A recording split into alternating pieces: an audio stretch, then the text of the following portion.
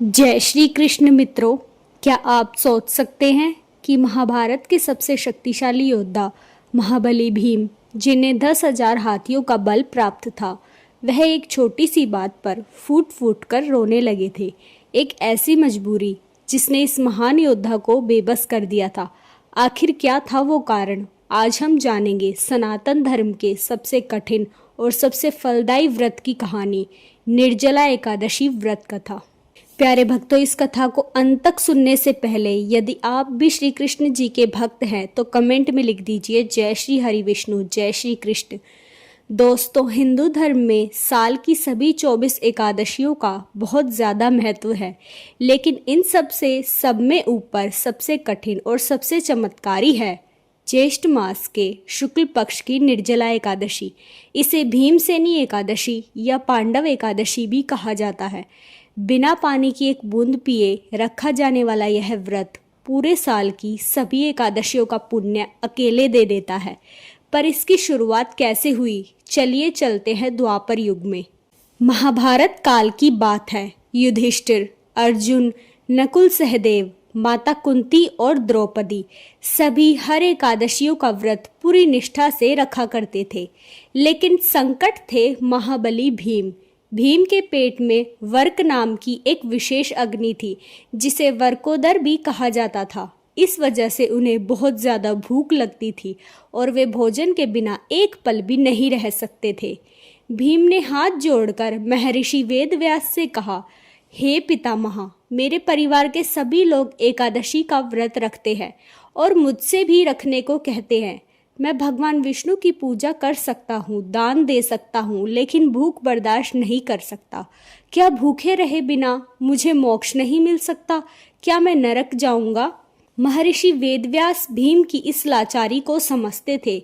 उन्होंने कहा, भीम, अगर तुम नरक के कष्टों से बचना चाहते हो और स्वर्ग के सुख पाना चाहते हो तो तुम्हें हर महीने की दोनों एकादशियों को भोजन का त्याग तो करना ही होगा। यह सुनकर भीम और डर गए। उन्होंने कहा, हे मुनिवर, साल में 24 एकादशियां होती हैं। मैं तो एक दिन भी भूखा नहीं रह सकता। कृपा करके मुझे कोई ऐसा रास्ता बताइए जिससे सिर्फ एक व्रत रखने से मुझे सबका पुण्य मिल जाए। तब महर्षि वेदव्यास ने कहा, ध्यान से सुनो भीम, ज्येष्ठ मास के शुक्ल पक्ष की एकादशी को एक ऐसा व्रत आता है जो तुम्हारी परीक्षा लेगा। सूर्योदय से लेकर अगले दिन के सूर्योदय तक तुम्हें अन्न ही नहीं बल्कि पानी की भी एक भी बूंद ग्रहण नहीं करनी है। इसे ही निर्जला एकादशी कहते हैं। महर्षि व्यास की बात मानकर महाबली भीम ने व्रत का संकल्प लिया। सुबह का समय तो जैसे तैसे बीत गया, लेकिन जैसे ही दोपहर हुई, ज्येष्ठ मास की भीषण गर्मी ने अपना रंग दिखाना शुरू कर दिया। आसमान से आग बरस रही थी। भीम का कंठ सूखने लगा, उनके शरीर का बल टूटने लगा। भूख और प्यास की वजह से वे अचेत यानी बेहोश होने की स्थिति में आ गए। लेकिन उनके मन में भगवान विष्णु के प्रति दृढ़ श्रद्धा थी। उन्होंने हार नहीं मानी। पूरा महल उनकी इस तपस्या को देखकर हैरान था। पूरी रात भीम बिना पानी के तड़पते रहे, लेकिन व्रत नहीं तोड़ा। अगले दिन द्वादशी के सूर्योदय पर जैसे ही उन्होंने व्रत का पारण किया, आकाश से पुष्प वर्षा होने लगी। स्वयं भगवान विष्णु ने भीम की इस कठिन तपस्या को स्वीकार किया। इस कठिन व्रत के प्रभाव से भीम के सारे पाप धुल गए और उन्हें परम मोक्ष की प्राप्ति हुई। इसी कारण इस एकादशी को भीमसेनी एकादशी भी कहा जाने लगा। तो दोस्तों, अगर आप भी इस साल निर्जला एकादशी का व्रत रख रहे हैं तो इन 3 बातों का विशेष ध्यान जरूर रखें। पहला, जल का त्याग।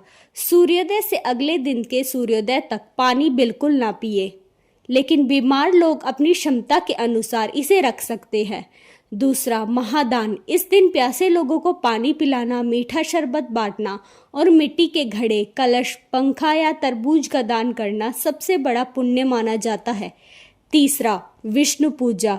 ओम नमो भगवते वासुदेवाय मंत्र का मानसिक जाप करते रहे। इस मंत्र का जाप करने से आपको जीवन में सभी तरह के लाभ मिलेंगे। तो भक्तों, यह थी महाबली भीम के महाव्रत की अमर कहानी, जो हमें सिखाती है कि अगर संकल्प पक्का हो तो हर कठिनाई को पार किया जा सकता है। कमेंट बॉक्स में जय श्री हरि विष्णु जरूर लिखें। और अगर आपको यह वीडियो अच्छी लगी हो तो इसे लाइक करें, अपने परिवार के साथ शेयर करें और हमारे चैनल को सब्सक्राइब करना ना भूलें। मिलते हैं अगली एक और वीडियो में, तब तक के लिए राधे राधे, धन्यवाद।